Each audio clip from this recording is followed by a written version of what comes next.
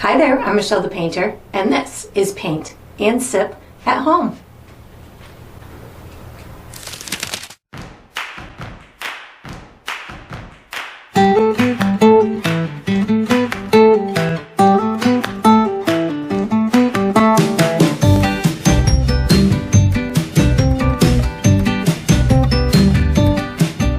Today, I'm going to be painting duck reflection, and I'm sipping on some wild berry tea. And if you enjoy this process, I do hope that you like and subscribe to my channel, and that you also check out my Patreon page for additional painting perks, such as this one. So this painting I did today is inspired by a photo that was submitted by one of my Patreon members by the name of Missy Tammy. I have a benefit for my Patreon members whereby every now and again I will put out a call for photos. They'll submit them, and I turn some of them into YouTube tutorials, and as a thank you I will send the original painting off to whoever submitted it to me. So I hope Missy Tammy enjoys her painting.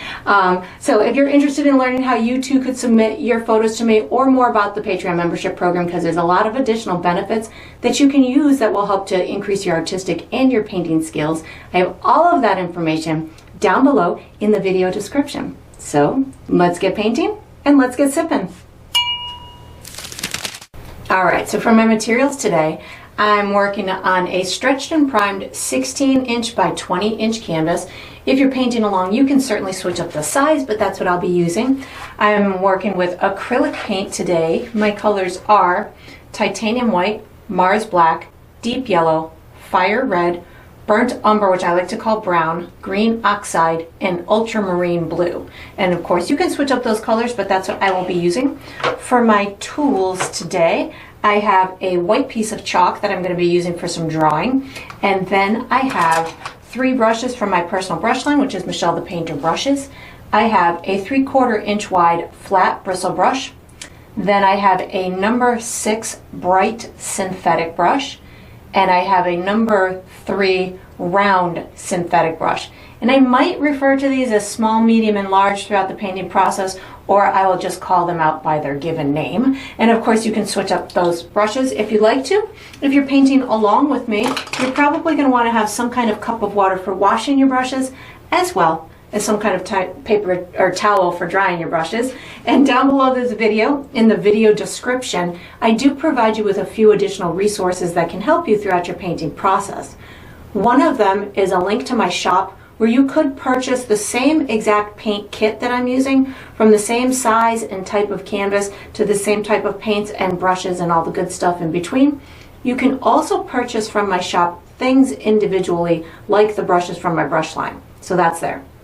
There's also a link where you can download a free image of the final painting. So you can print that and use it as visual reference as you go through the painting process. And there's also written step-by-step instructions down there for you as well.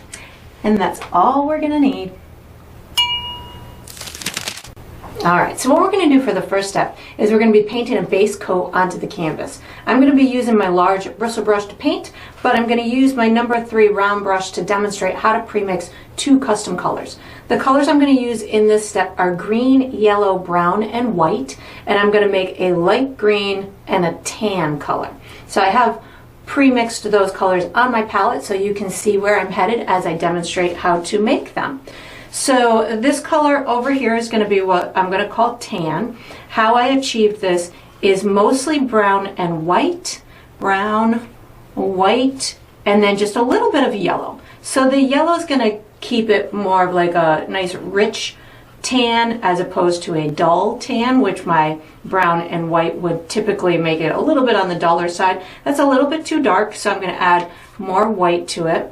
I recommend just when you go to adjust the color, if it's too light or too dark or too yellow or too brown, you just adjust it slowly. So just add a little bit of what you feel is going to be the color to counteract or to bring it into the color that you want, as opposed to picking up another big scoop of paint just a little bit at a time. So that's going to be my tan color. I'm going to wash my mixing tool, and then I'm going to make my light green. So this is my light green. It's very earthy in tone. So that means it steers towards like a brownish light green. So how I'm going to achieve this is I'm going to use green with a little bit of yellow and a little bit of brown. And then I'm gonna add white to it. And that's gonna give me my light green color that has very neutral tones or natural tones. That's definitely too dark. So I'm gonna just pick up a little bit more white and spin it in here and try and get it to the value, the lightness to darkness that I want before I start saying, oh, it's too green or it's too yellow or it's too brown.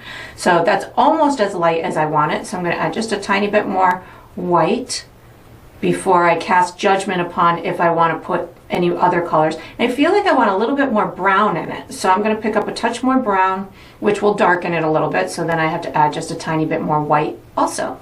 And then I'm going to spin this together, and it is getting right into the color that I want, which is this color here. And then I can just kind of mix these two together because they are now the same color.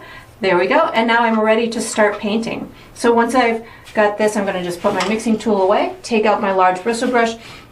And I am using a photo reference today as my inspiration. And in this photo has a bunch of different colors within the reflections of the water. So in order to simplify it, I've kind of identified the dominant midtones, which are this tan and this light green. And I see a lot of the light green over in through here, and then some here, and then the rest I see a lot of the tan. So I'm going to start with my light green and put that in these areas that I see a lot of the light green. So you may not put yours in exactly the same spots. You may want to modify yours and make yours, altered a little bit different than I'm doing. It really doesn't matter. This is just, I'm following the photo as inspiration, but if you want to take yours into a different place, that's totally fine. So I'm going to just put a little bit more down in through here, and then I see a lot over on this left hand side. So I'm using primarily just a left to right kind of brush stroke. You can certainly use any type of brush stroke that is comfortable to you. We're going to be adding a lot of additional information on top of this later, so the brush stroke is not super important at this point. And then I'm going to just, without washing my brush, I'm just going to load up my tan and then just kind of finish out the rest of it. You can even overlap the tan into the edges of the green sections because they're all merging together in the photograph, so you can certainly merge yours in on your painting as well. And I didn't wash my brush, so it is still releasing some of that light green, whatever I had in the belly of the bristles. And then I'm just kind of going back and forth, letting those colors blend into each other. Get a little thing in my paint right here, take care of that. And then I'm just continuing to finish this nice light layer as my background. So we're going to add lots of stuff to this, but again, I just kind of picked the mid-tones of the photograph that I saw a lot of, and are using those as my base coat. And then I'm just going to lightly, with a light touch, go back and forth, left to right, to just catch any spots I might have missed or level out any really thick spots. And then we're going to be using this same brush for the next step, so you can just wash it and dry it and get ready. Alright, so what we're going to do for the next step is we're going to do the main layer for the water. We're going to have a future step where we'll do more work to it, but this is going to be just the dominant layer to the water that we're going to do. I'm going to be using my large bristle brush to paint. The colors I'm going to use are white, light green, brown, tan, red, yellow, black, and that should be it. I'm going to pre-mix another custom color, which I'm going to call Rust, that I have made it on my palette here. So this color here is like a nice rusty orangey type of tone that I detect in the water, so then we're going to use it. This color, how I achieve this is brown, red, yellow. So I took some brown, and then I added a little bit of red and a little bit of yellow to it. So I'm in essence adding orange to my brown, and this is going to give me this beautiful rusty tone that I'm going to be able to use as these little accents that I'm seeing within the water. I'm going to also be using it in conjunction with my other colors. I might even use a little additional yellow here or there, or red here or there, but this is going to look great because when it's thinned out, it's going to have more lighter tones, and when you use it in a thicker format, it will have the darker tones, so you can really use it in a versatile type of way. So what I'm going to do here, I do recommend that your canvas is dry before you start this step. What I'm going to be doing here is trying to mimic what I see as a dominant color pattern in this photo. So there's going to be a main duck in the middle of it with the duck, with that reflection of that duck, but the rest of the water appears to me as if it is reflections of wild grassy stuff. I think there might even be another duck up here in the top left that there's a reflection of, but it's really out of focus, lots of movement to the water. So I'm going to be just trying to do a color pattern. Where I see dark marks, I'm going to put dark marks. Where I see light marks, I'm going to put light marks. I do detect in the photo though that the water line itself is somewhere in through here. So right about here is where in the photo, to me, from here up, it looks like out of focus stuff, and then from here down, it's all reflections of that out of focus stuff from above. So I'm going to start with my dark colors where I see these big dark sections, and then work my way to the lighter colors. So my darkest sections that I see are black. So this step, I'm going to have very little paint on my brush. So just an itty bitty bit on the tip of my brush. And I'm going to be using this brush in many different ways. I'm going to be using it in this horizontal way. I might use it in this vertical way. I might use just the corner of it. So I'm going to be using the versatility of this to give me these really soft colored areas. So like I see a big section up in here of black. So I'm going to just take my brush and give this X type of a section that I see up here. There's a little additional section in through here. This is about where that water line looks to me like it ends. I see a little section in through here. So I'm not concerned about having perfect edges. This is all out of focus to me. So all of these edges are going to be kind of fuzzy looking. I see another section in through here that has kind of a curve to it, which is what's telling me maybe this is another duck over here, and it's got like this little light area in through here, so that's to me is reading as another duck, and it kind of comes down in this direction. So again, this little mark here is going looks like it's where the water meets the objects from above. So I'm just using almost like a dry brush technique right now.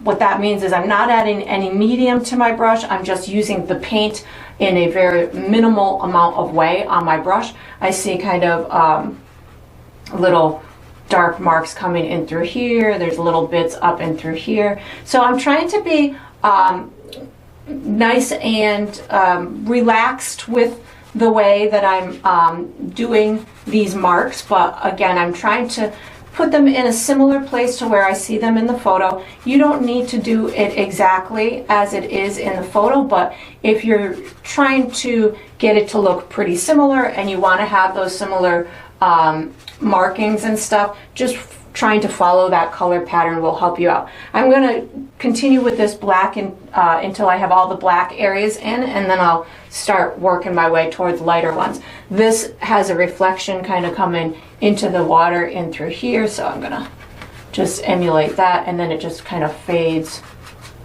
off in through there. There's a couple of faint little areas in through here that are almost reading as brown to me, so I'm going to just hardly touch my canvas. Same thing in through here. There's what appears to almost be like a brownish area, but so I can just hardly touch my canvas with the tip of my brush just to get this little darker area. I'll probably put a little brown on it in a minute. So I've got just these, so where I'm seeing these fainter dark areas is where I'm hardly touching my canvas. So something like that. This one's got little bits in through here.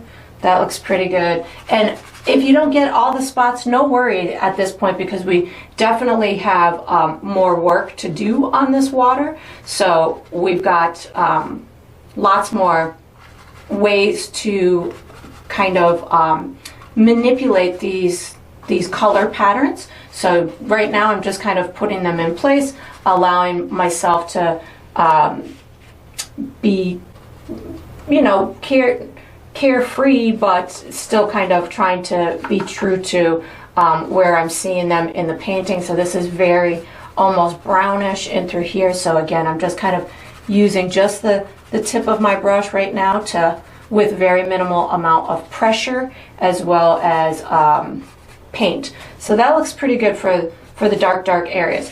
So I'm afraid if I add another color onto my brush with black that I will end up with the black will overpower it. So I'm going to wash my brush right now.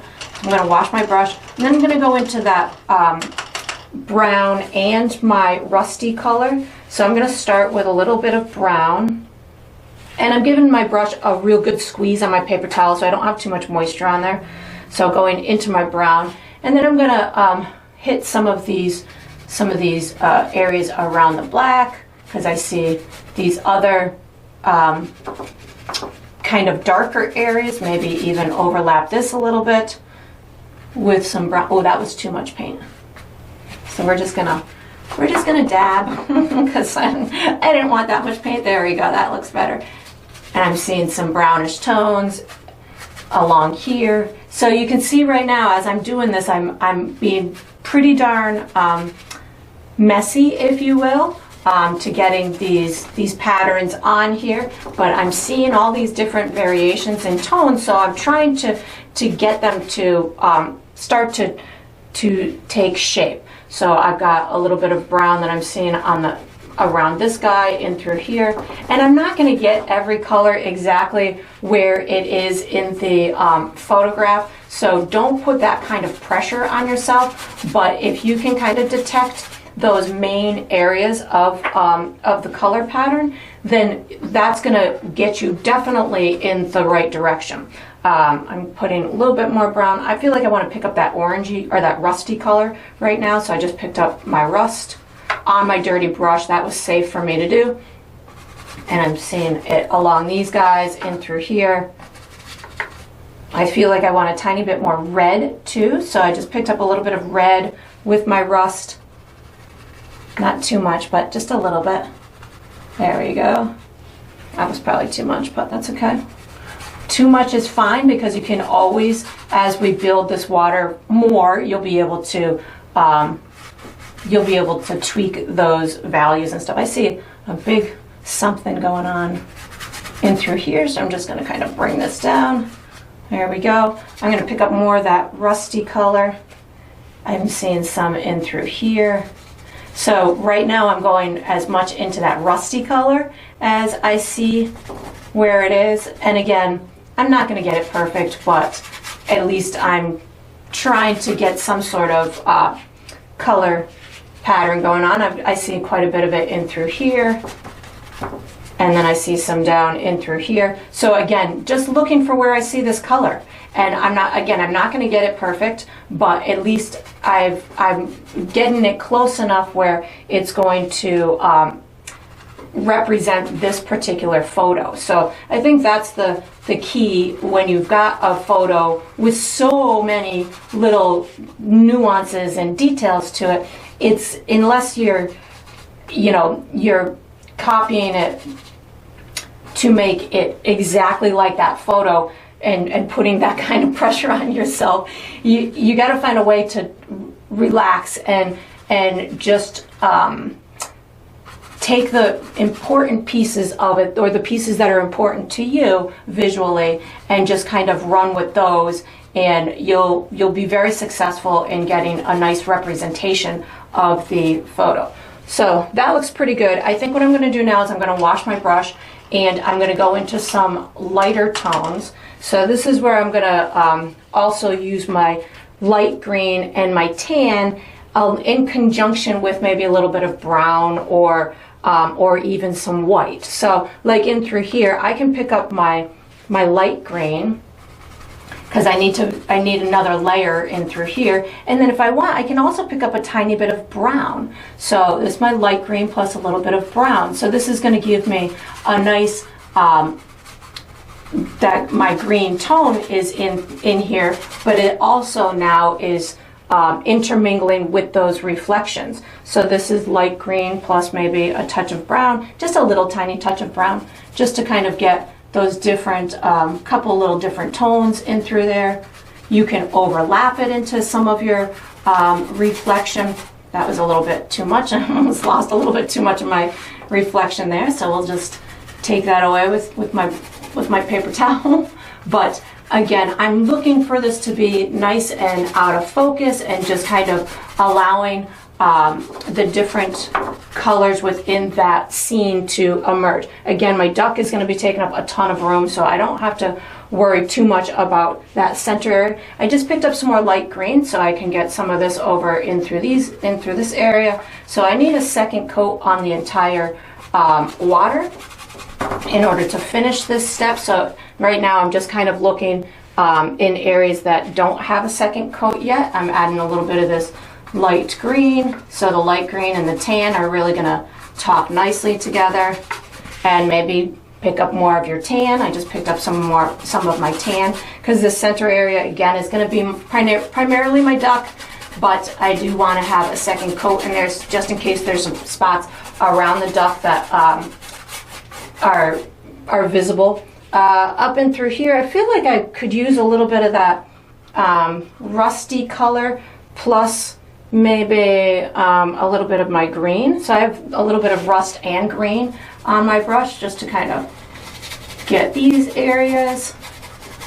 So I'm not over painting, I'm just kind of allowing a full coverage and intermingling these additional colors in between what I've already done for that color pattern. I'm going to pick up a tiny bit of white paint too, because I'm seeing some light areas a little bit like in between here. So just a teeny bit of white, just to kind of get a little lightness in through here. Maybe even a tiny bit where those two, where the water line meets. So I think this is coming somewhere in through here. There's little pieces up and through here. So just an itty bitty bit. I'm going to be adding some blue tones to this later. But this is just, again, kind of trying to follow that color pattern that I'm seeing. I'm seeing some little light stuff up and through here.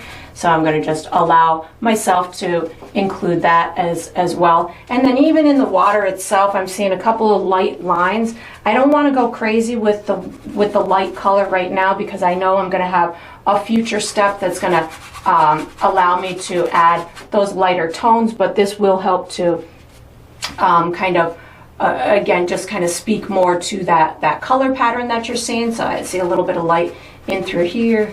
That looks good. And then I think that's all I'm going to do for this step because I don't want to get too carried away more than I already am because I'm really having fun watching these color patterns and creating them. But I'm going to be using my drawing utensil for the next step. So once you've got it, you know, in this state of confusion, but of a controlled confusion, we're going to be using something to draw with for the next step. So you can put this brush away, take out something to draw with, and get ready for the next step. Alright, so what we're going to do for the next step is we're drawing an outline for our duck and its reflection. I'm going to be using a white piece of chalk to draw, but you can certainly use any drawing utensil that's comfortable to you. I do recommend that your canvas is dry before you start this step as well. I'm going to guide you through a series of markers. We'll connect those markers, and by the time we're done, we'll have a nice basic shape for our wood duck. So I'm going to have you find the center of the canvas, top to bottom, left to right. So for me, I've already marked mine so I don't lose it. So that's about the center of my canvas. Then what I'm going to do from there is I'm going to come down almost 2 inches, like maybe about an inch, inch and 3/4, give myself a mark. What the first line that we're going to be doing is the bottom of the duck as it's in the water. So I've got this line I'm going to be making is a little over 10 inches, so about 10 and a quarter inches, and it's more heavily weighted on this left side. So from here I'm going to go to the right, maybe about, if this is halfway, this would be 5 inches. I'm probably an inch shy of that, so maybe 4 inches to the right and up just a tiny bit from this marker. So just up just a tiny bit. And to the left, I'm gonna go until I'm about maybe 4 inches or so from the left of the canvas. And I'm right about at the same height as my marker, this marker in through here, so somewhere in through here. So this one ends up being just a little bit lower than that. What I'm going to do is I'm going to connect these three with a horizontal line, but there's a little bit of a curve to it. That's why this line is up, this marker is up just a little bit. So I'm just going to kind of connect here. It's mostly horizontal, so don't worry if you don't get much of a curve in through there. So now what I'm going to do is I'm going to go up from here about, I would say maybe about an inch, and then over to the right about 2.5 inches. So somewhere in through here. So just to give you a little perspective where it is in reference to here, I'm about an 1.5 inches shy to the left of here. So that's where that marker is. What I'm going to be doing right now is drawing a circle that's about 2.5 inches in diameter, radius, across. So if from here, if I go up about 1.25 inches, that would mark the center of my canvas. And then I can take anything, or the center of the circle, anything to use as a measuring tool. And if that's 1.25 inches, I can measure out from that center 1.25 inches as many times as I want from that center mark. And then I can connect those markers, and now I have a makeshift circle. It doesn't have to be a perfect circle. It's just going to help us create the shape of the head and the chest and stuff. So once I have this circle, I'm just going to go a little bit to the right of the bottom of it, and I'm going to make myself a marker somewhere about in through here. I'm going to connect here to here. This is going to be the chest, but there's a tiny little bit of a neck that comes down just a little bit, and then it bumps out. So something like this, and bump it out and meet it to that marker in through there. And then I'm going to come up from here, maybe about another inch, something like that. This is going to go out into the duck bill. So the tip of the bill ends up somewhere about here. So this is a little bit higher than my circle, and maybe about 1.5 inches out from the chest. So then I can take this, give it a little bit of a curve right on that edge, and then bring it up just a little bit at a diagonal, and then back into that mark that I just made. So this particular duck has kind of a flat head, and then the front part comes out in through here. So what I'm going to do is I'm going to go to the top of my circle and go up from that about 1/2 inch. And then I'm going to connect here to here. This is going to be a forehead bump, and then it's going to go into the duck bill. So you could do it either way. You could start at the duck bill and just come up kind of diagonally until you're about a little bit above that halfway point of the circle, and then start going vertically up, and then give it a curve around that forehead. And then what I'm going to do is I'm going to come back to my center of my canvas, and I'm going to go up from that at about the same height as here. It might be a little bit higher than that, somewhere in through here. And then I'm going to connect here to here. This is going to be the back side of the head. So I'm going to take it and bring it in that soft, not super round way, but definitely a curve, and bring it back in through there. This is actually the back part of the head, but it's feathers on the top, on the back of the head. So we need to give this duck a neck. So the neck is actually going to come in through here. So I'm going to find myself that circle again. On the left-hand side, I'm going to take it and give myself a vertical line like that. And then I'm going to, from here, I'm going to give myself a curved line up to here. So what we've just done, I'm going to give one more line like this. What we've just done is separated the neck from the head feathers that are at the back, from the back of the duck. So this little triangle in here is seeing right through to the water. So if that helps you understand that piece. And then what I'm going to do is I need to make the back part of the duck. So I'm going to take first and give the tip of the tail. So the tip of the tail is right about in line with this marker in through here, only it's all the way over to the left hand side of my canvas, right in through maybe about a 1/2 inch to 3/4 of an inch away from the edge of my canvas. I can connect here to my entry mark where it enters the water, and then this back is going to be a couple of different pieces. It's the back feathers, it's the tail feather, and then there's a couple little feathers that shoot out. So I'm going to first just do the tail. I'm going to just take this and bring it in like this, and then from here I'm going to kind of give myself a little bit of a bumpy line to connect to there, and then give myself a kind of a, there's a feather that sticks out in through here. I don't know what else to say other than there's a feather that sticks out right through there. There might even be another little area of color in through there, but that's good enough. So then what I'm going to do, I do want to make a couple of sections of color on here, but before I do that and get too many sections going and confuse myself, I'm going to go ahead and make this shape upside down here, only it does not have to be as perfect as the top one because it's moving with the water. So I'm going to first mark the top of the head so I make sure that I don't make the body too big. So I'm just going to go straight down from the top of my head until I'm about 3/4 of an inch from the bottom of my canvas, and that's going to represent the top of the head. And I can do the same thing for the back as well, just so I don't throw it out of proportion. So my back is about half the height of this. So whatever you've done here, just kind of cut it in half, and that's going to represent the top of the back, so somewhere in through here. And then of course the tail, and in the photo it kind of is in a little bit further into the canvas, so again it's almost the same height as the back, so wherever this is, just kind of come out to the edge, give yourself a little marker.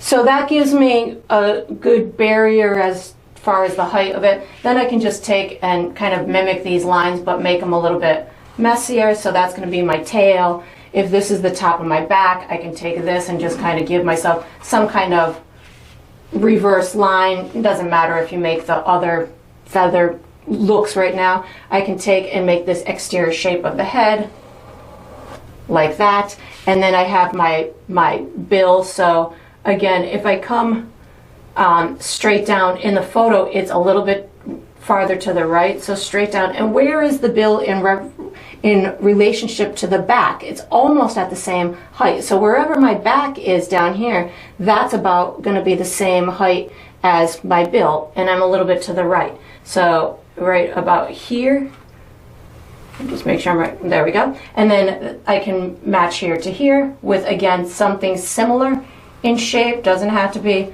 perfect. Then I have my little chest somewhere in through here. I have the underside of the neck, and then it kind of comes out to the bill. So in the reflection, you're seeing a little bit more of the underside of the duck, so it doesn't have to be exact. Then I want to make some big color marks. Oh, I need to make this little section in through here. So that's somewhere, if this was my back, like this and like that. There we go. So that represents that little mark in through there. So I'm not going to section out every single color on the bird right now. What I'm going to do is I've picked some very large dominant sections, like the chest is red. There's a huge white section in through here, and then there's another big white section in through here. So those are the three main sections I'm going to do. So I'm going to take on this neck, and I'm just going to kind of curve this down and then just bring out this like little bubbly area of red, and then I'm going to do the same thing down in the reflection. So somewhere where this neck is, I can take and give this little bubbly area like this, and then it kind of comes down and meets in through there. And then there's a white section next to it, so I'm going to just take this, and again, in relationship, this is right at the center of my canvas. So something like that. And then I can take this, give myself a little section like that. There's a big, huge white area here. So it's just a little bit to the left of that. It does this, and then it scoops right around, and it's almost to the end of the tail. And then I just kind of mimic that shape in through here. Again, the reflection doesn't have to be exactly one for one. And then this circle is going to confuse me in the painting process, so I'm going to take, I'm taking water on my paintbrush and erasing my original circle because I don't want to get confused with that later. So I'm just going to erase that.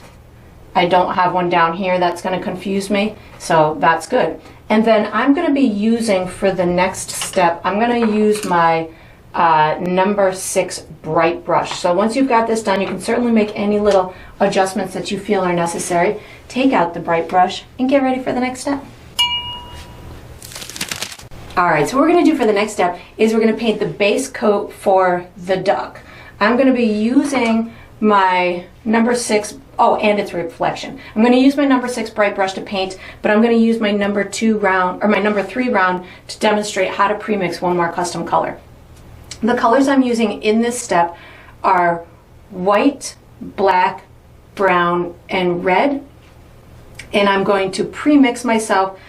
I'm going to call it mauve, mauve color. So this is it right here. This is a combination of red, brown, and white. So the chest red on this duck is a really interesting red to me in the photo. So I'm seeing a lot of this kind of muted red color as a dominant color. So that's where I'm headed. So I've made a neutral reddish tone, which I'm calling mauve, which is probably not the right color to call it, but it's close enough. So once I've got that, I'm ready to start painting. So I'm going to paint my white areas first. So I switched to my bright brush, and I've got this little section in through here.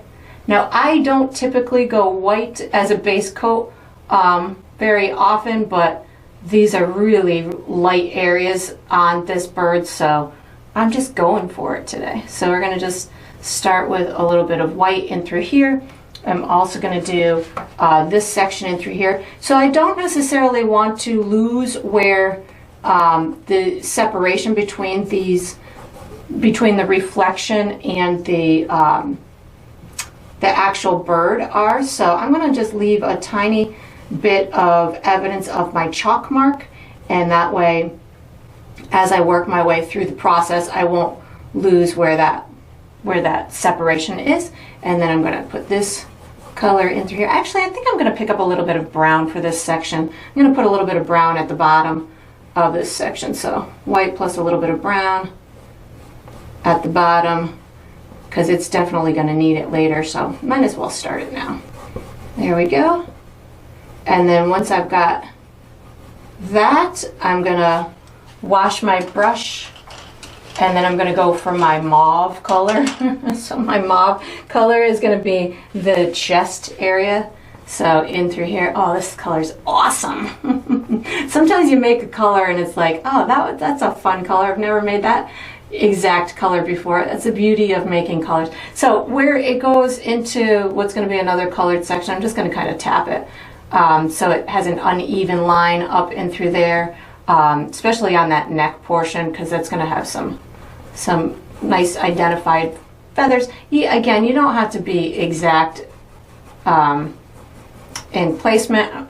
I'm staying away from that center line for a second because I'm going to do what I did over here by just using a little bit of brown to get that section to go a little different. I think I probably, well, it doesn't matter, it's the reflection, right? I was like, this isn't totally right, and then I realized I'm working in the reflection. It doesn't need to be totally right, because the water will distort it and make it look like it's got all different kinds of fun stuff happening. I just picked up some brown to go at the bottom of this section, which will give me just a natural delineation between the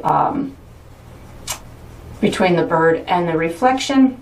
Picking up more of that fun red color because I like it. There we go. That looks nice. And then I'm going to wash my brush I can stop painting this one little section. And then the rest of the duck is going black to start. There are lots of other colors within the rest of the duck, but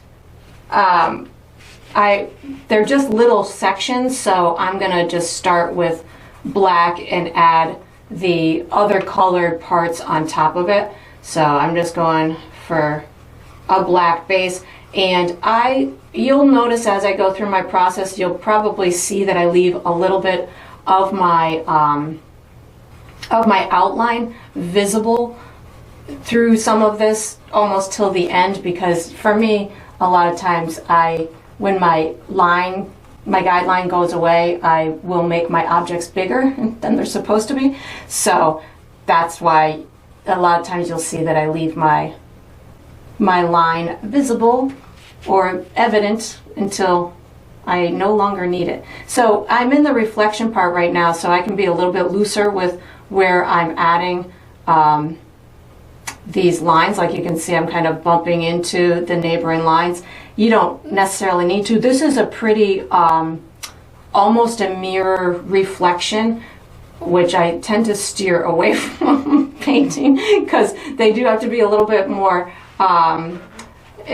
accurate than when you have water that is super ripply. But I thought that this was a really pretty duck. I actually have some of these ducks I have a pond at my house, and we have these kind of ducks, and they are just really beautiful. So I thought that it would be a great time to do this since somebody submitted a fabulous picture of one. So I am just taking this and allowing myself to go all the way to the end of my guideline, and again trying not to be uber worried about it being perfect at this point, especially in this reflection area, but this is getting me warmed up for doing the top, I guess. Again, when it meets this neck area, there's going to be overlapping feathers, so I'm going to be a little bit messier in through there, back in through here. Again, this is just the reflection, so we're going to be a little bit more carefree. There's a light section that's going to happen in through here somewhere too. There's some little paint thing that's bothering me. There we go. And now I'm going to go ahead and do the top portion. So I can definitely just kind of load the paint on here without worry. There's going to be some overlapping feathers on this white section. There's going to be different colored feathers back here there's light feathers and dark feathers. I'm seeing blue feathers and black feathers and green feathers. So there's all kinds of feathers back here, which is really cool. And the head has this beautiful greenish, bluish greenish tone on. So I'm excited to get that painted too, but I can't get to those colors until I do these base coats. So we're gonna muscle through this not as exciting part of the painting, and we'll get to the really fun part with all the colors. It's funny because when I'm doing, especially animals, because I love animals because they just come to life. When every step that you do just really makes it, come to life, and like they get personalities, and you get to play with their facial features and all this stuff. But you have these stages in the painting where you're going through it and it's like, okay, well, these are flat colors right now, but you know that the exciting part is coming. But in order to get to that exciting part, you have to build it, you have to build it like you're putting the frame on the house. So just one step at a time. And if you can take it in that progressive way where you're just building it from the bottom up, and in a way that is stable and sturdy and can emulate all the things that you want it to, it becomes an easier process and a really fun process too, once you've gotten your feathers wet. That was just came to my head. All right, so we're gonna go ahead and finish up this head. And when you get to the beak, if you feel that you want to switch to a smaller brush to get that little piece, don't hesitate to do so. I think I can just hit it with this brush, just kind of use the edge of it and just go right out to the tip. I can even steer my brush by using it in the other direction or just the corner of it. That looks good. And then once you've got this step done, we're going to use this same brush for the next step. So you can just wash it and dry it and get ready for the next step. Alright, so what we're going to do for the next step is we're going to finish the water. I'm going to be using my number 6 bright brush. The colors I'm going to use are black, brown, white, mauve, yellow, rust, blue, light green, and probably tan. So everything except for my green oxide, I think. So what I'm going to be doing here, I might have final little things on the water when I'm finishing the ducks, like with the little ripples, but I'm going to hit most of it now, other than the duck reflection. So what I'm going to be doing is I'm in essence doing another layer on the entire water area. But I'm going to add some additional colors to it. I want to add a little bit of light blue to it, which I'll make in a second, and I'll show you how to do that. And I'm going to, in essence, kind of add a little bit more ripple action going on with lighter tones, which is where the white is going to come into play. And I'm also going to have that mauve and maybe some yellow tones. So I'm just doing another layer with a little bit more detail to it and more colors. So I am going to make a light blue, which I already have done on my palette. It's right here. How I got to it is just blue and white. So no fancy color here. This is just going to give me some bluish tones that I'm seeing in the photo that will help to, again, just kind of steer it into a more realistic place. So that looks pretty good. Once I've got that, I'm ready to start painting. So I think I'm going to approach this in probably, I kind of want to put some of those mauve tones in because I'm seeing them in the water, and then just kind of play. I'm gonna play on this step, but I'll explain what I'm gonna do. So I see a little bit of this mauve like up in this corner here, so I'm just gonna put this little dot here because I see it. So I see it, I want to do it. And then I've got a little bit of that color, the mauve, on my brush. I'm seeing some kind of in through here. I'm seeing a little bit on this reflection of where the water line is. I'm seeing some up in these guys in through here. I'm going to pick up a tiny bit of white with it too because I'm seeing lighter variations of it. I'm seeing some kind of in through here. So again, you don't have to do it exactly in the same places that I'm doing it. I'm just being inspired by the photo. I'm seeing some in through here, this little area here. I'm picking up some of that rust color too because I'm seeing a little bit of that in through here. So again, just kind of trying to mimic these smaller marks as well as additional colors that I'm seeing within the water. So right now I'm going back and forth kind of between that mauve and that rusty tone, and all this stuff back here is really just out of focus within the water itself. So I'm just allowing myself to put these additional colors in through here. I'm going to pick up a little bit of brown. I'm seeing a little bit of brown in through here. And you can certainly start in one spot and just kind of work your way over, or you could pick like one color. Like I just picked up white because I'm seeing a really light area in through here. I feel like I'm just concentrating up here right now, but you could certainly find that you want to do it in a different order. I thought I was going to be doing like all the mauves, but then I got sidetracked to putting these light colors up here. So it's really on this step finding your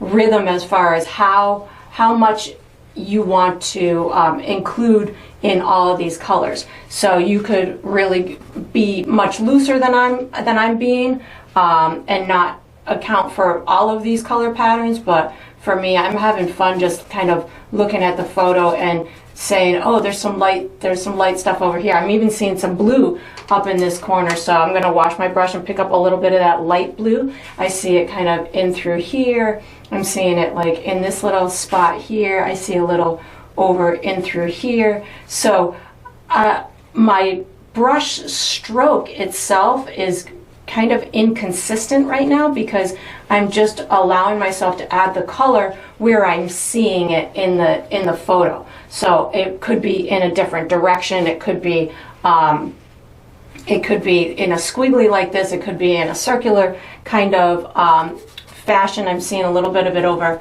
This is still just a tiny bit of the light blue. I'm seeing a little bit over here, up and through here. So these must be just like out of focus little dots of reflections from the sky or something is what I'm thinking. There's some light stuff down and through here. I'm gonna pick up, and I keep wiping my brush off on my paper towel. So because I'm not using a ton of paint on my brush, it provides me the ability to just wipe my brush off on my paper towel, and that provides me the cleanliness that I need, or that I don't need much to clean my brush off is what I'm kind of getting at. If I used a ton of paint on my brush, then it would force me to kind of wash my brush every time I want to use a different color. So by using a minimal amount of paint on my brush, I can just kind of keep flipping back and forth between different colors. So I think that looks pretty cool. I need to maybe add, I think I'm going to go a little bit of yellow, mauve, and white to get kind of like a lighter yellowy type of tone. I'm seeing a little bit kind of on the edges of these guys and in through here. And you might be seeing different colors than I'm seeing. I'm seeing just an abundance of these warm kind of natural tones. I'm seeing some of this down in through here.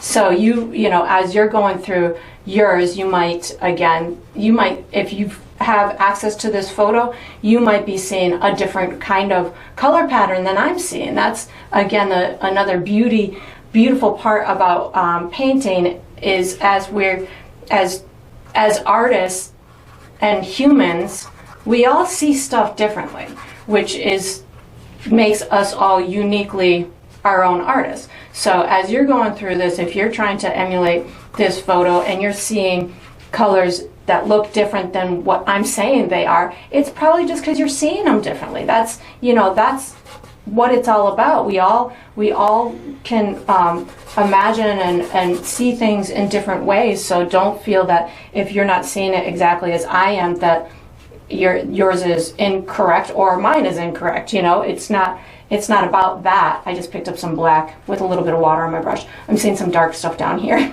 So as you're going through yours, that's, something that you have to be okay with, that yours is going to be either different than mine or different than the photo, or you're seeing mine as different than the photo and thinking that, that it's not the right way to do it, or that you wish I was showing you in a different way. It's just the way I'm seeing things and the way that I'm allowing myself to depict them. I'm seeing some dark stuff in through here.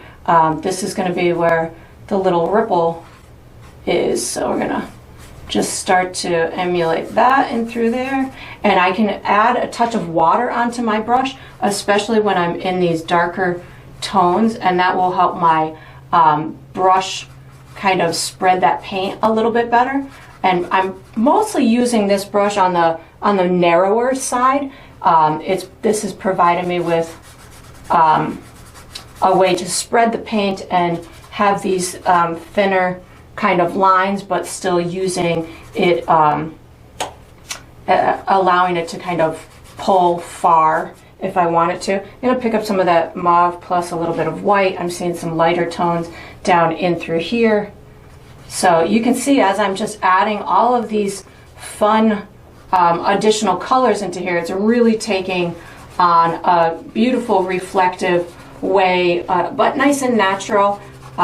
So this is my mauve plus a little bit of white. I'm seeing a lot of lightness kind of down and through here, and I don't even know what a lot of this reflection is. That's another beautiful part about this, is I'm just following, you know, or trying to emulate a specific color pattern, but of what? I don't know what all these different colors are of. They could be of the sky, they could be of other ducks. I'm picking up some light blue plus some white right now. I feel like I could put some lighter tones in through here.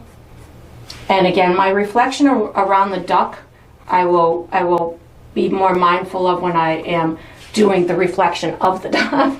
Over here, I feel like there's a lot of little skinny dark marks, so I just put some black plus a little bit of water on my brush to get these little skinny marks to happen in through here. This is probably the water rippling from the duck itself, something like that. And then I think there's a little bit more kind of darkness up and through here. But again, you know, you could sit for months trying to get every single piece of reflection in the same exact spot that it is in the photo. So you know, that's again going to be up to you how far you want to take those kind of details. Over here, I think there's a light piece that I made a little bit too far in front of the face, so I'm going to go white, mauve, and a little bit of that yellow. I really like that light color, and this is in a new spot in the photo. It's kind of over here, but we're going to make it, I don't like it here. I like it where it is in the photo. So we're going to make this down and through here. There we go. You'll see how I get rid of the other one. It's going to be like magic. So I just picked up some of the mauve and white. I don't even know what this is a reflection of, but I'm seeing some fun additional light stuff in through here. I'm going to pick up some of that light green right now. That's where this is going to come into play. That line will magically go away. There we go. And then I'm also seeing that it's pretty light around that bill. So I'm going to add a little bit of white to my dirty brush. Just lots of lightness right around the duck's face in through here. So just kind of adding some lighter areas so that lightness around that face will help the duck's face also pop out more. So a lot of times when you're looking at photos, you're seeing stuff really well because there's some high contrast next to it, and it's allowing certain objects to pop out really well in the composition. So if you're going through yours and you're saying, oh, well, the face looks like it's, you know, I can see it better in the photo, and you're wondering why, it's probably just because of there's a difference in contrast with the colors. Like yours may not be as light or as dark as it is in the photo. So right now I'm just kind of making sure I've got some of those real light spots. There's a real light spot above the head. And again, I'm using a lot of just kind of wiggly marks right now, trying to emulate what I'm seeing in the photo, but making sure it doesn't look too messy in a sense of that it still just looks all like it's little water reflections or out of focus stuff, as opposed to just random marks here and there. So I'm trying to make it cohesive with the type of brushwork that I'm doing, but still being mindful and knowing that it is a reflection and I can be carefree about it.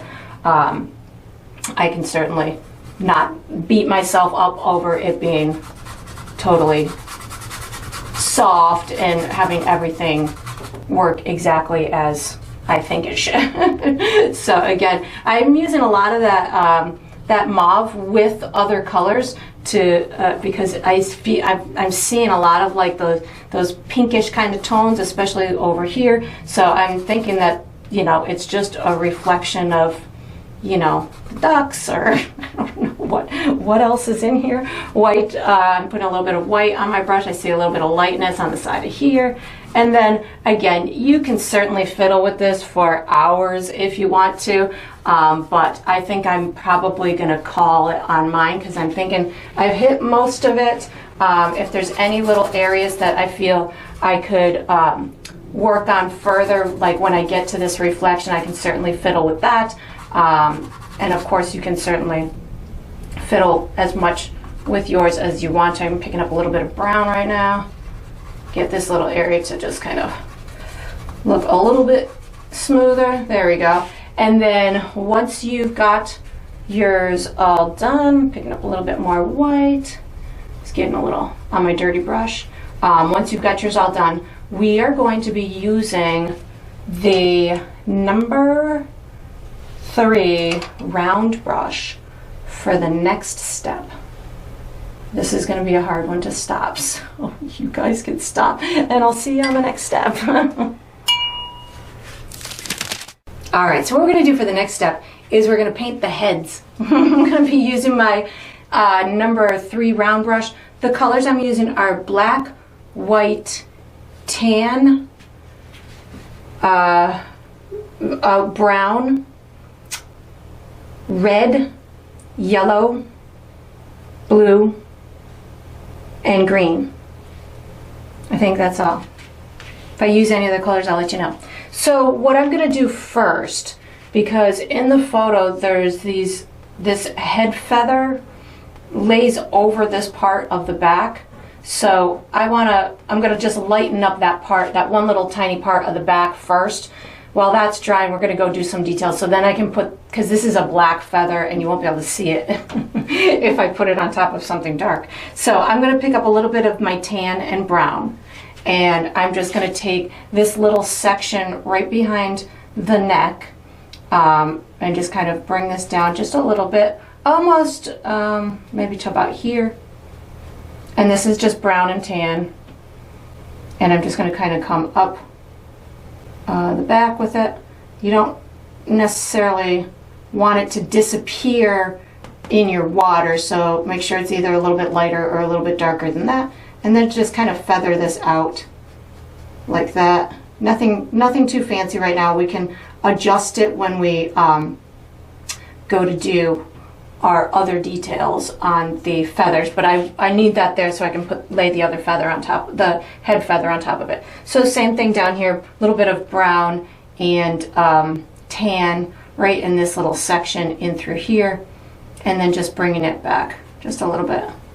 So again, nothing super fancy, just something that is going to be lighter, so when I lay that headpiece down, it will be visible. So now I'm going to wash my brush and I'm going to put white paint on my brush, and I'm going to mark out where I want certain things to go. So I'm going to first put the eye where I want it to go. So the eye is going to sit somewhere right in through here. So a little bit kind of right above the front neck area. I'm going to do a circle like this, and then I'm going to leave the pupil black inside. So just leave the pupil black. This is going to be a dark reddish kind of eye, but I want to make sure the reds are pretty dominant, so that's what I'm going to do. I'm going to start with white, and then I'm going to go ahead and put white where I want the beak to go also. So the beak is going to come in through like here. There's a little black section that I'm seeing at the bottom of the beak, so I'm going to leave that little black section. There's also a little black section at the tip of the beak, so I'm going to leave that as well. So I'm going to just give myself a little curved line like that, and then it's going to come into like a triangular part in through there. So this particular bird has a white streak that goes above the eye and into the back. So I'm going to start this right up at the top of the head and through here. This line is going to go right into my beak line. So I'm just using the tip of my brush to get this pretty narrow line, and then it starts to widen right in through here, and I'm going to get this to meet that spot, and then this whole area in through here I'm going to just paint white for now. I'm going to make it into a nice bright color representative of this particular bird's beak, bill, but right now, because the base is black, I wanted to give myself a good jump start to get a nice vibrant color here. So putting a white base on there always does the trick. So that looks good. There's also some distinct areas where there's white markings on this. So right along underneath the chin, so a little bit to the left of the eye and down a bit, there's this big section with white feathers, and it goes right under the neck. So somewhere in through here, like this, and then it travels up towards the back side of the head, in through here. And when I want my line wider, I just push my brush a little bit firmer, and that helps me to get a wider line. And you can also add a little bit of moisture to your brush to get a little bit of fluidity in those bristles, so you can get that long continuous line. Then there's a couple of this streak goes down into that back head feather. But before I add my white streak, I want to put the rest of the black feather on there. So I'm washing my brush. I'm going to pick up a little bit of black paint so I can extend this back feather in through here onto here. So it looks like it just kind of comes down. There's a couple little spots like that. I think I need this to go down here a little bit further too. And just pull this down just a little bit further here. And then it looks like there's just these little back head feathers, and not quite, I guess I never really noticed these until I was painting this one. And then I'm washing my brush. I'm going to finish the white feather markings so on the head. So wash my brush, and again I'm picking up white with a little bit of water right now so I can get these little skinny lines. So I'm going to finish this top one, just hardly touching my canvas to get it pretty skinny in through here, and then it looks like it gets a little bit wider in through here, kind of disappears off in that area. And then I've got another white section that kind of comes towards the face, gets a little wider in through here, and then this is the one that's going to cross over into that black section. So it kind of comes down here. This one's a little bit messier of a section, and then this goes right over the top of that black in through there. Looks pretty good. So that looks good. While that's kind of drying and settling, what I'm going to do is I'm going to do a similar thing to down below. So I've got, this is already dry, so I'm going to just start with that black because that seems like the easiest way to go. So in the photo, it looks like it's kind of just taking it this way. It looks like the reflection is pulling those little streaks down in through here. Looks like I've got a little more I should put in through here as well. That looks good. And then that looks good. I feel like I'm going up top for a second here. I feel like I need this to have a tiny bit more width here too. There we go. So now I'll start adding the white areas.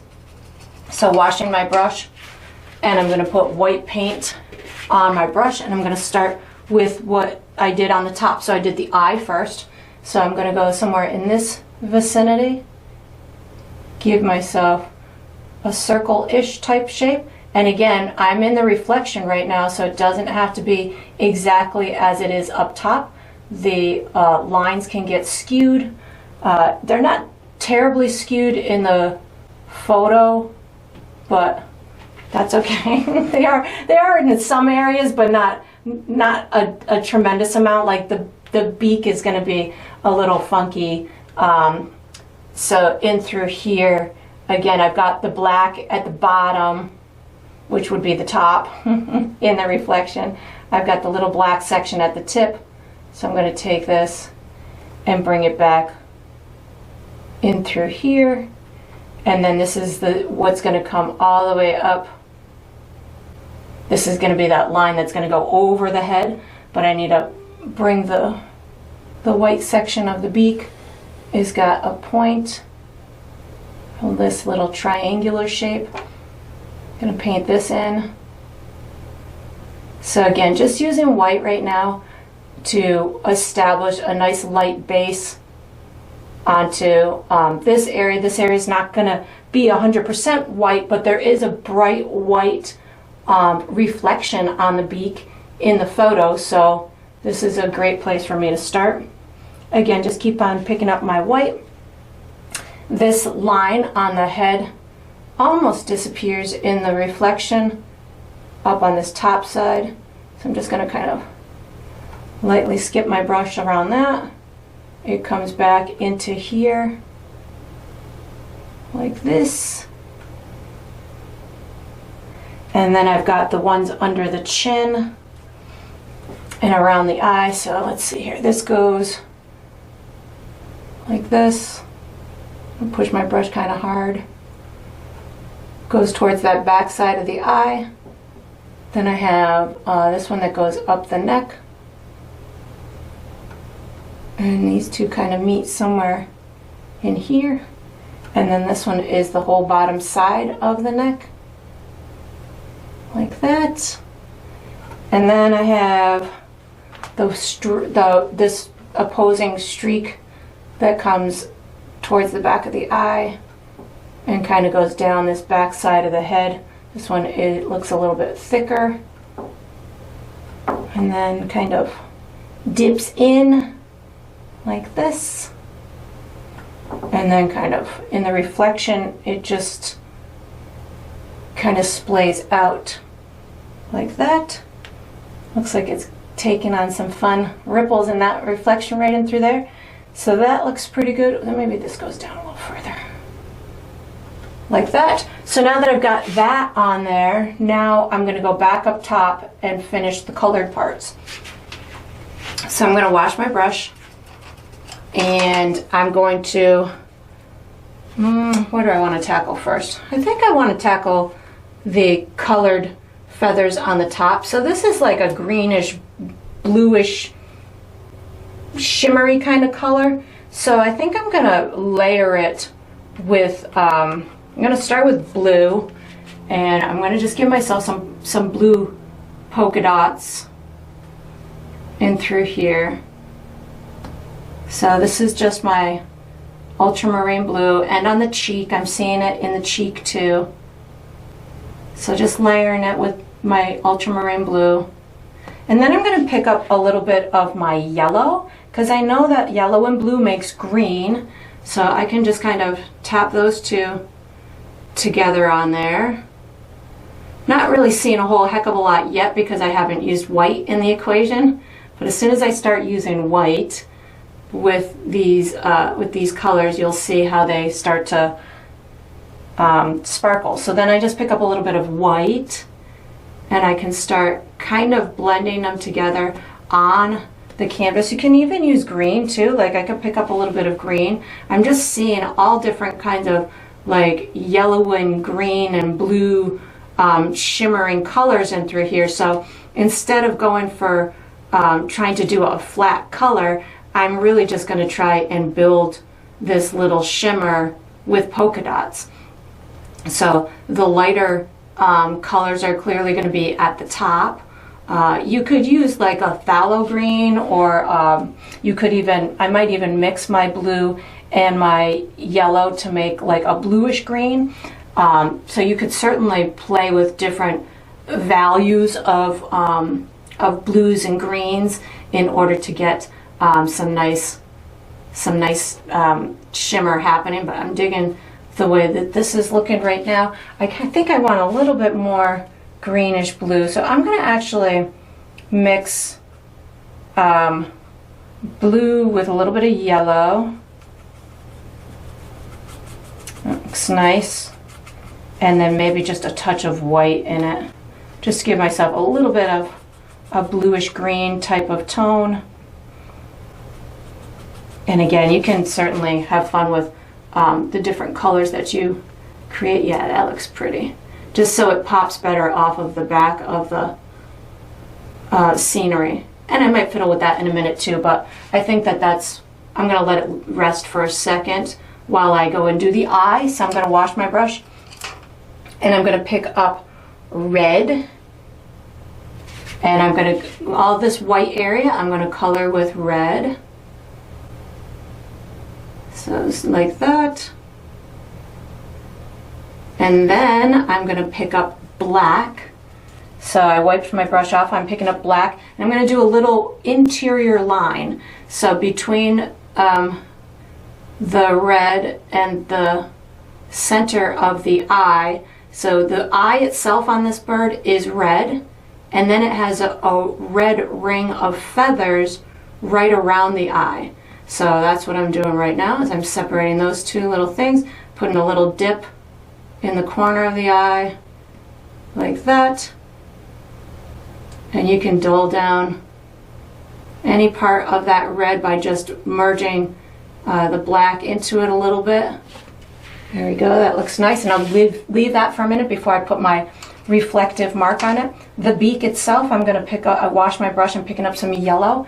I'm going to put some yellow towards the top, in through here. And then I'm going to pick up, without washing my brush, I'm going to pick up a little bit of red. So it's going to give me kind of like an orangey tone in through here. And then this whole area on the photo is has a bright reflection on it, so I don't really want to take too much of that away. I just washed my brush. I'm going to pick up a little bit of, I didn't say I was using this color, but I'm going to go red and mauve. So red and mauve. I might have said it, I don't remember if I did or not. And I'm going to go down at the bottom of the beak in through here. I really like that color. And then just kind of bring it in towards here. Like that. That looks nice. And then on the white parts, I just need to make a little bit of a shadowy tone underneath here. So I'm going to pick up a little bit of brown. Get just a little shadow tone under there, and then pick up white. So I just put a little brown on, and then I picked up white in order to fade myself or grade myself out into the brighter feathers that are on the side of the face. And you could do like up and through here. I just picked up a little bit more white because it could make it a little bit brighter because it was sitting on the gray, so just a little extra white in through there will help. I'm picking up more white for the beak, so I'm picking up, I think I need a little extra section of red in through here. I'm going to pick up a little bit more red. I feel like this needs to come in just a little bit more in through here. Wiping my brush off, picking up white to go across the top of, actually I'm picking up white with a touch of blue to go across the black part. So this is going to be a shiny part on the black part. So white with a little bit of blue. This is just a nice reflection, so I hardly see that black section underneath, but it's there.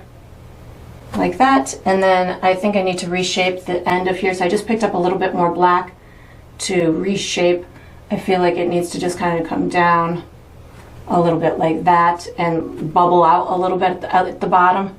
So when you're just kind of going through these little final details, you can notice those little nuances. Like I see it bumps down just a little bit in through there, and then I can clean up my black line down at the bottom. Just get that little bump. That looks good in through there. And then I think I need to just put a little bit of red and white on my brush to get myself just a little, almost like a little pinkish look up in through here. And as you're, kind of fiddling with this, you can certainly, modify yours in whatever way you want. I'm picking up a little bit of white just to give myself just a little kind of highlight over here, little extra lightness on the top, and then I need a little reflection in the eye. I think I'm going to go with my light blue. Not sure if I said I was using light blue, but I'm picking up some light blue to do a nice reflection on the top of the eyeball. So it's this red part So you can do just like this glaze of blue on top of it, bring it down just a little bit. And then you can even pop a little dot of white in there too. And if you want it darker, you can certainly add more ultramarine blue to it. But that'll give you a nice bright spot up there. And then I need to mimic that down below. I feel like I want a little bit more blue on here too. I just picked up more blue on this little section of the face, and maybe a little bit more blue back in through here. He's got to have lots of shine. So blues, greens, whatever you feel is gonna make him very attractive to the female wood ducks. More color, more attraction apparently. So there we go, that looks nice. And then in the reflection, I got to do the same thing, but I don't need it as tight and as exact. So I can go down into my reflection. I'm picking up my red to go ahead and do that red part of the eye. Red part of the eye.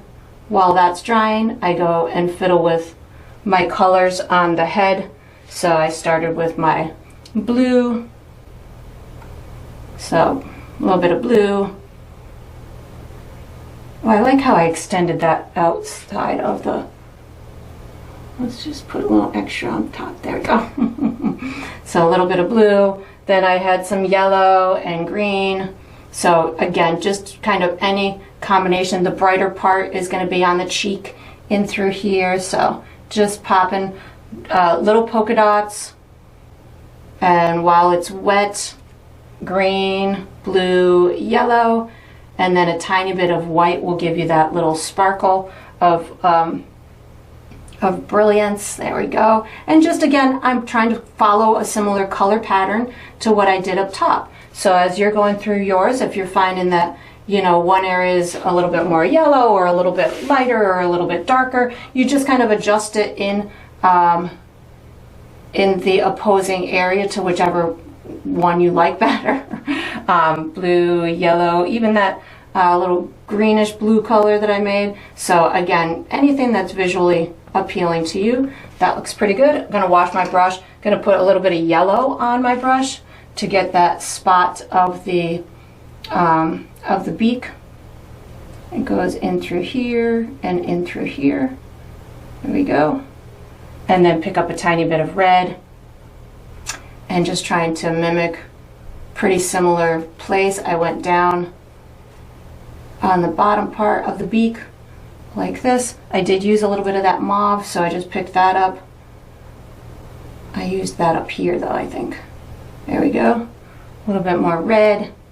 And again, you could certainly, these birds, I think they do come in a little bit of a variety of colors, like their patterns on them can vary a little bit. So if you wanted yours to be slightly different than this, you can certainly make yours whatever way you want. I wiped my brush off. I'm picking up some white, give myself that bright spot in through here, picking up a little bit of cobalt blue or ultramarine blue and white to get that spot on the top of the dark part, the black part of the beak, and through there. Then pick up black to make sure that I've got my shape the way that I want, and just make sure that that comes as far as I want. Looks pretty good. I'm going to, while I have this black on my brush, I'm going to do the black in the eye. Just that little circular area. And then of course you can dull it by just kind of wiggling your brush a little bit into the red areas, so it's not super too vibrant red. Then I'm going to wash my brush and I'm going to pick up a little bit of brown and white. This was the shadowy color underneath the neck.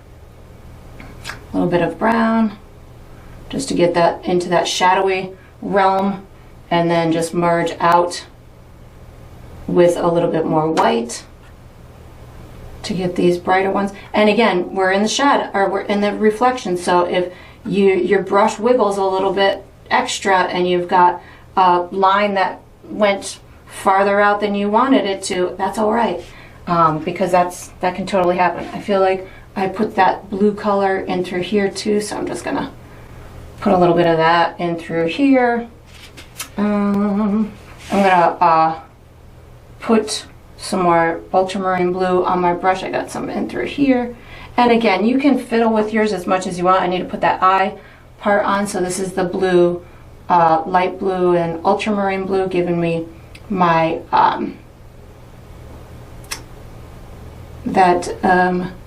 shine on it. And then a touch of white. Give myself a little sparkle like that. I think that looks pretty good. So I think that I just need a little more softening on the beak, and I should be good to go. And then you can, of course, play with yours as much as you want, putting a little yellow and white to just finesse this area a little bit. We're going to use this same brush for the next step. So once you've got this done, you can wash and dry this small brush and get ready for the next step. Alright, so what we're going to do for the next step is we're going to finish the chests. So both the chests. I'm going to be using my number 3 round brush. The colors I'm using are black, brown, mauve, red, and probably some ultramarine blue too, and tan and white. If I use any other colors, I'll let you know. So what I'm going to do, there's kind of like this polka dotty type of color pattern in the chest, so we'll be creating that and finishing the form on these chests. So I'm going to start with a little bit of black and water. So black and water, and I'm going to separate them more with this little sketcherly line. This is going to not only help with my reflection area, but it's also going to help me get some gradation at the bottom of the chests for form. So I've got that in through there, and then I'm going to put a little bit more water on my brush, and just now I'm going to tap it kind of up the bird just a little bit more on the front part than on the back part, and then I conversely do it down into that shadow or the reflection down in the water as well. So just a little bit like that. That looks pretty good. And then I'm going to do the same thing with the black up top, where the black section meets the colored section of the chest. So I already have my black up in through here. Now what I want to do is just make sure that it kind of enters this mauve-y area with a little bit more grace. So something like this. And then this back side, I can just clean that up a little bit. That looks pretty good. And I'm going to do the same thing down here in this chest area. So again, I already have my black on there from the initial application, but now I just kind of want to get it to blend down a little bit into that mauve section. So like this works out pretty well. And then I feel like this is a little wonky. I'm gonna just cut out that little pointy part like that. And then again on this back side, just kind of giving just a little bit extra part in through there. That looks good. So now that I've got that, I want to add a little bit more shadow up that front. So I don't want to use black. I want to wash my brush, and I'm going to use brown plus a tiny bit of red. So brown plus a tiny bit of red, and this is going to give me just a nice darker version of that mauve, just to allow myself, I'm seeing a lot of darkness in this front chest area. It gives that nice contour to the body, a little bit more brown in through here. And if you feel like you could get away with a touch of black just for it to blend better, certainly do that. So red and brown and or black, any combination thereof. And again, I'm just tapping it. I'm not doing any fancy brush stroke here, just a lot, because I'm seeing like texture in the feathers in this area. So that's why I'm just tapping it. I'm not doing anything more than that. So that looks pretty nice to me. I feel like there's a little bit more transition here too on this front side in the shot or in the reflection. So somehow this is getting a little bit darker than the top portion. So when you're working with photographs, and especially on reflections, like it's very rarely going to mirror it perfectly because of the angle that reflection is at, or where the viewer took the photograph. So just know that if it looks wonky or weird, it's probably because it's just at a different angle or something like that. So that looks pretty good. Now I'm going to start picking up my mauve color and just making sure I've got a nice layer of the mauve. And again, I'm just kind of dotting it on here. Now I've got a little bit darker color underneath some of these areas, so this is giving me some nice transition into here. So that looks good. A little bit of my mauve. Again, just making sure that I've got good coverage. And then up and through here, I'm seeing like a little purpley kind of tone, which is where I was headed with the blue. So I think I'm going to pick up a touch of blue with my mauve and white. So light blue, mauve, and white. So I think I said light blue. I could have said ultramarine blue, but some kind of blue combined with the mauve is going to give you like this little bit of a purpley-ish type of tone on this shoulder area. I don't think it's a shoulder, on this chest area in through here. So that's it. Feathers are going to be super reflective, especially when it's a wet duck in water. So it's reflecting anything around it. So this could be a reflection of the sky for all I know. I feel like there's a little bit richer tone in here, so I'm going mauve plus red right in through here. So I'm just kind of trying to see past the polka dots of the color, the lighter colors that I'm going to be, there's light polka dots, lighter colored polka dots on here that I'm going to be putting in a minute, but I'm trying to see past that right now into these other colors. So again, that mauve, white, and a touch of blue somewhere in through here. This probably could be a little ultramarine blue plus the mauve because it seems a little darker in this reflection. So a little darker in through here. That looks nice. And then that looks good for the reflection. So now I think I can start laying on these light dots.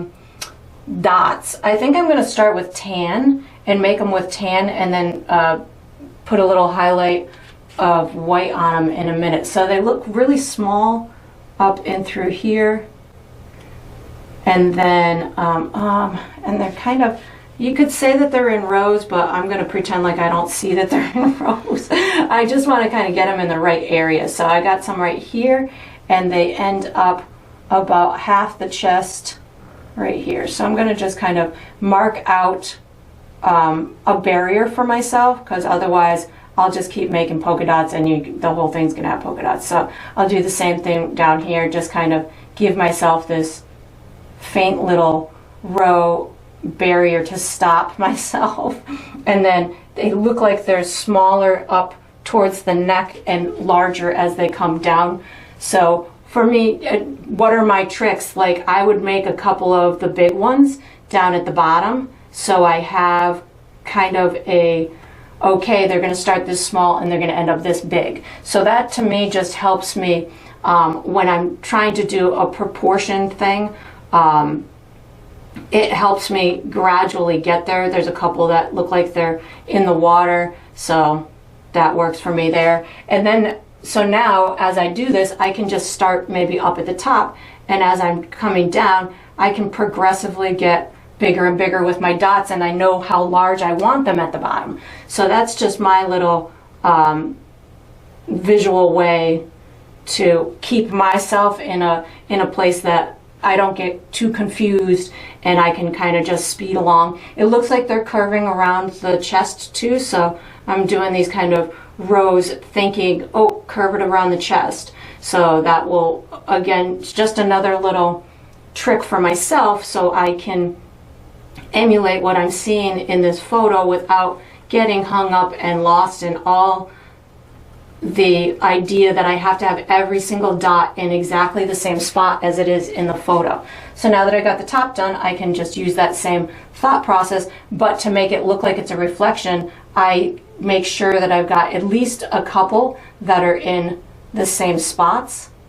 So like that, and then there's another one right here, and then another one right here, here, and here. And then the rest, oh maybe, and then this big one too, right here. And then the rest, nobody's gonna know if they're the same or not. So you know, give yourself that little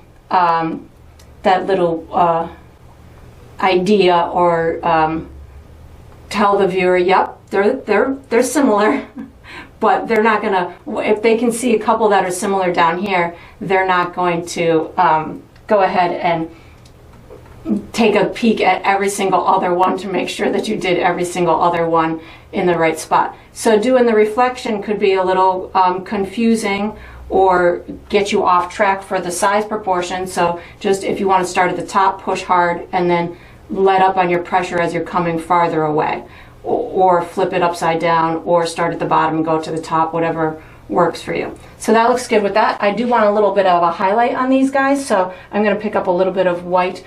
You could go white and a little yellow, but I'm thinking I'm gonna go white with a little bit of yellow, because I feel like I see a little glow on them in the photo. So just a little pop of a white plus a little bit of yellow on these. Not the whole thing, just little, like a smaller dot on them, and that'll give them, again, just that a little extra punch of realistic vibe to it. Looks nice. Make sure I've got a couple over here on the edge, and then do the same thing down at the bottom, but the bottom ones would be on the top side or just, you know, just a little dot. It's, again, doesn't need to be perfect.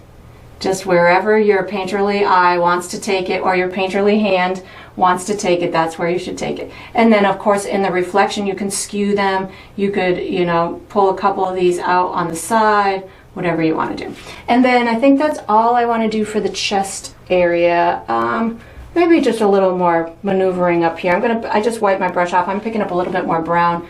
Get these guys to just talk a little bit better together and through there. There, that looks good. And then I'm going to be using probably a combination of my bright brush and this small round for the next step. So you can just get ready. All right, so what we're going to do for the next step is we're going to finish the bodies. I'm going to use a combination of my bright brush and my number 3 round. The colors I'm going to use are black, white, brown, ultramarine blue, maybe some of that light blue, yellow, red, and I think I said white too. And that should do it. If I use any other colors, I'll let you know. So what I'm looking to do here is just get the feather color pattern in play. There's a little tan area up at the top of the back, and then it looks like there's a stripe and then some blue sections. There's a white patch in through here as well, and more colors here. There's some color at the end of the tail, and then there's some feathers that overlap this white area, and some little colored feathers back in through here too. So before I start all that color stuff, what I'm going to do is I'm going to put there's a couple of like little black areas that I want to incorporate. So I want to do that first and get the tail feather in through here a little bit messier. So I'm going to do that first, and then we'll block in some light sections. So I'm going to start with my bright brush and a little bit of black paint with a little bit of water on my brush. And right in through here, there's a couple of little sections, like there's a little black section that will have a blue spot on it here. There's a bigger one down in through here. So I'm just getting these dark areas started, and then there's a couple of little it looks like black feathers kind of underneath them.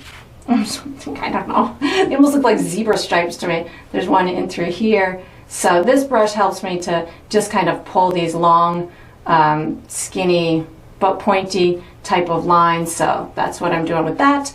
I gotta kind of emulate that in through here, but this is the reflection, so it can be messier. So again, just I've got that little black section in through here. That's too much paint on my brush. This little one in through here. So again, doesn't have to be exact. Just enjoy the process, and whatever happens, let happen. It's just painting. It's just painting intended to be fun. And I'm seeing that this is kind of, I think I want this to be a little bit more out and through here. So just kind of allowing myself to make any little adjustments that I want right now. Maybe a little bit more black in through here. Using my black as my my dark tone right now to finesse my edges. So something like this. I probably should be working up on the top one instead of the reflection so much. There we go. In through here I see that there is a little kind of bump in the reflection, so we're going to do that. I've got this, and then there's a little area there. So there's going to be on the bottom of this tail, there's a whole bunch of little pointy pieces that come out in through here. So I'm going to get those to happen. So that looks nice. And then of course in the reflection it does a similar thing like that. There's also going to be some messy part of the reflection in through here. So with some darkness, I see a lot of little dark parts in this reflection, so I'm going to let it happen like that. That looks good. Let's see, up and through here we've got this black. Oh, this almost touches. Here we go. And then I think that's it for those dark parts. Oh, let me just make sure the edge of this back is where I want it. So again, just I've got my black on my brush right now and cleaning up the edge. There we go. It looks nice. Okay, so now I need to put in some larger sections where brighter colors are going to go. So similarly to how I did it on the face, I can't stop with my darkness. I'm putting a little at the bottom too. How I did it with my face on that beak, how I put some white paint on that, I'm going to do the same thing for some of these areas on the body as well. So washing my brush, and I'm going to put white paint on my brush. And there's a big spot between like the tail feather and the back feather. So this goes somewhere right about here and over.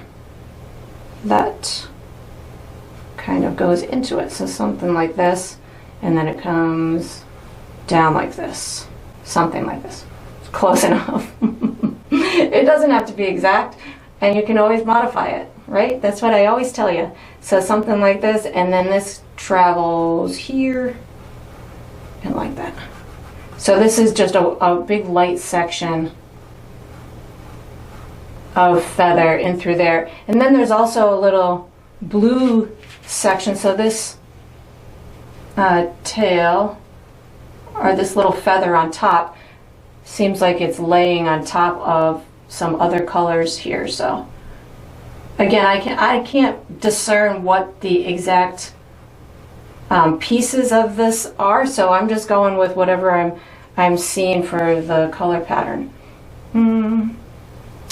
Let's see here. Maybe this goes a little bit further. Oh, this actually comes into here. There we go. And that's going to have a little bit more black on it, but that's okay. We'll do that in a minute. So that looks pretty good. So I need to put something similar down here. So somewhere in this vicinity. This comes out like that. And then this kind of comes down and like that. So something like that will work for that section. And then I can see only little slivers of what's up in through here, back here, so I'm just going to put a little light area in through here and here. So just little light areas. There's also going to be some light areas of blue on the back, so I'm just going to pop those in. There's going to be a little area here and here. And then there's a couple of little light areas in through here. I could certainly be using my smaller brush too to get these light areas started, but this is working just fine for me, so I'm going to stick with it. Little light area here. This is going to end up being blue. And then there's a little light area at the tip of the tail too. So something here, and then on here. This is a pretty big section. There. So we've got all of our light areas accounted for, I believe. So I'm going to switch my brush now. I'm going into my small brush, and I'm going to start over with those light tan areas. So I'm going brown with a little bit of white on here, and just making sure that this is visible. So I just went a little bit lighter. I can scoot it right in between those little feathers that we already established. And then this is going to just kind of fade out into the back.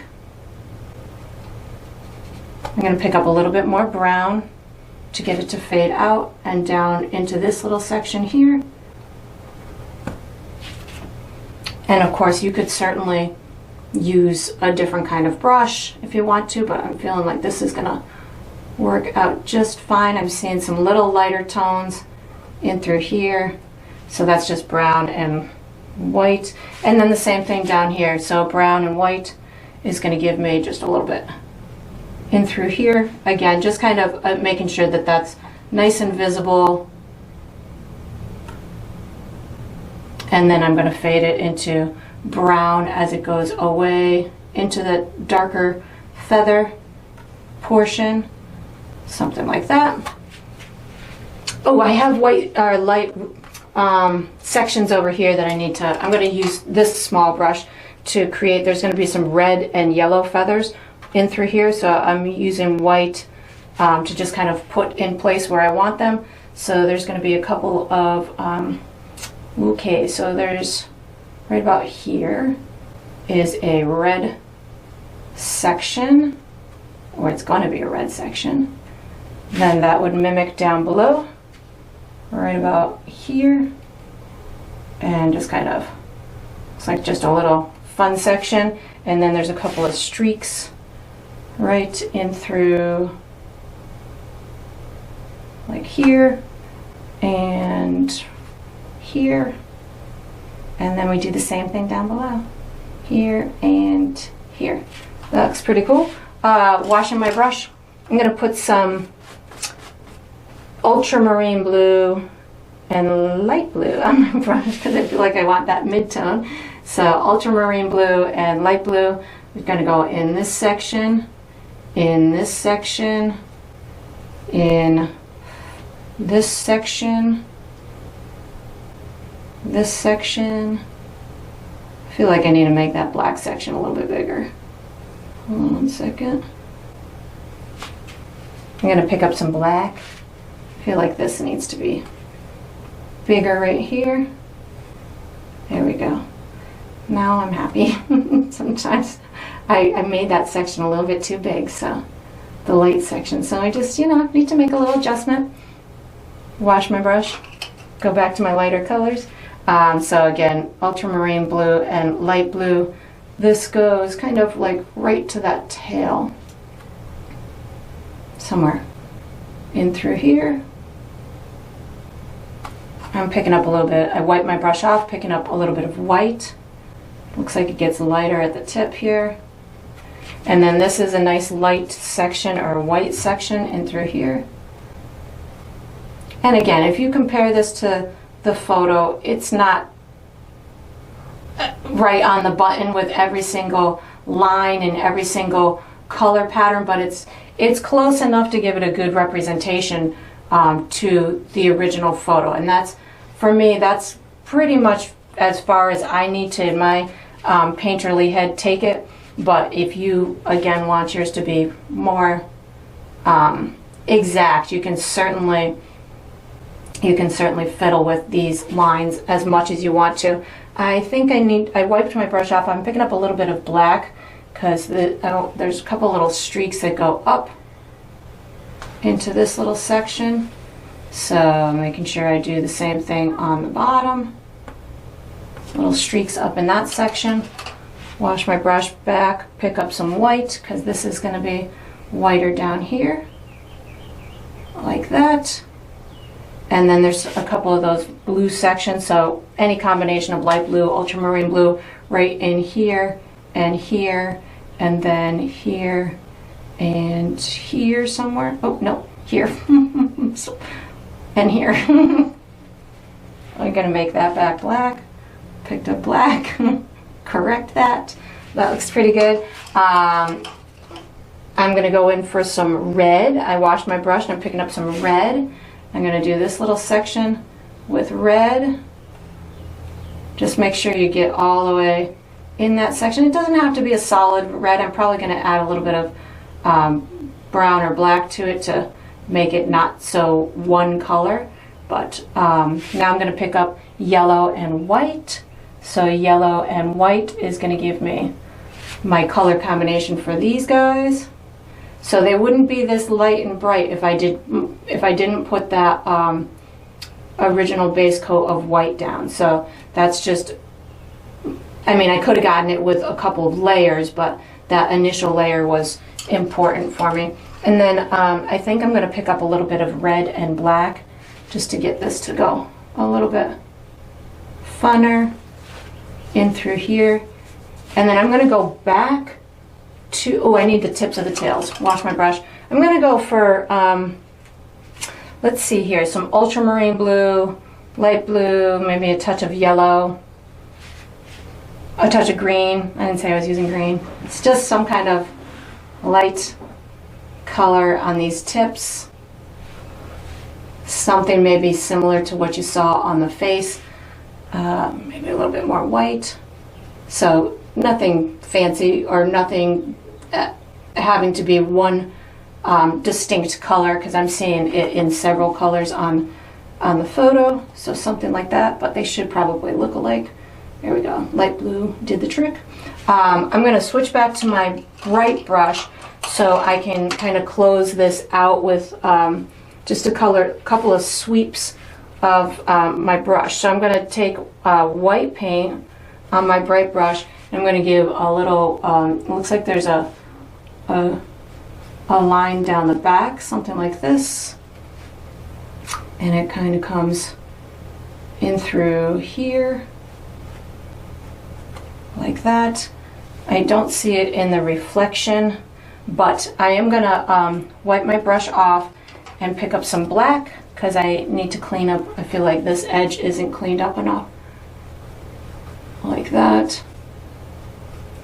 And I have a couple of little spots in through here. So in this main black area of the duck, I'm really not seeing in the photo any transition of other colors, but if you felt that you needed something in there, just, you know, do a very subtle, like I have a tiny bit of white in the belly of the bristles of my brush, so you could certainly do a tiny bit of feather texture in through there. And then I'm going to use this also to finish my reflection. So I'm going to just pick up a tiny bit of black with water. This is just going to be the last little ripples that are going to make sure that this really is connecting, that the bottom really resembles a reflection and that there's movement in the water. So this is going to help me accomplish that. I'm going to just kind of bring this just a little bit deeper in through here. And then I think I'm going to pick up my light blue, put a couple of twinkles of light blue in my reflection or in this ripple area. That always helps to sell the story of the animal being outdoors, is putting those sky colors reflecting in the water. You could even put a couple of little dots back in through here, make some of those reflections or those ripples kind of overlap one another, and then wipe my brush off and pick up a little bit of white and just cap it off with a couple of little white sparkles in that water, pulling them back and forth just to, again, emulate reflections and pretty stuff and all that good stuff. And then once you've got this done, we're going to be using the small brush for the next step. So you can make any little adjustments that you feel might be beneficial to you, and then you can put this brush away, take out a small detail brush, and get ready for the next step. All right, so we are on to the final step. This is the final step of every painting, which is to sign it. So I typically sign mine in the lower left or the lower right. I think I'm going to go lower left on this one with black paint. I'm using my number 3 round brush. I like to sign mine with my initials, but you can sign yours however you want. You can make up a fun symbol, you can use your full name, you can sign it on the back, you can hide it in your painting. Whatever you want to do to identify this as your painting is completely up to you, because it's your painting, and those are the decisions that you make all on your own. And that is going to conclude this painting. I hope you enjoyed the process. I hope you painted yourself a beautiful nature animal, and I look forward to painting and sipping with you again sometime.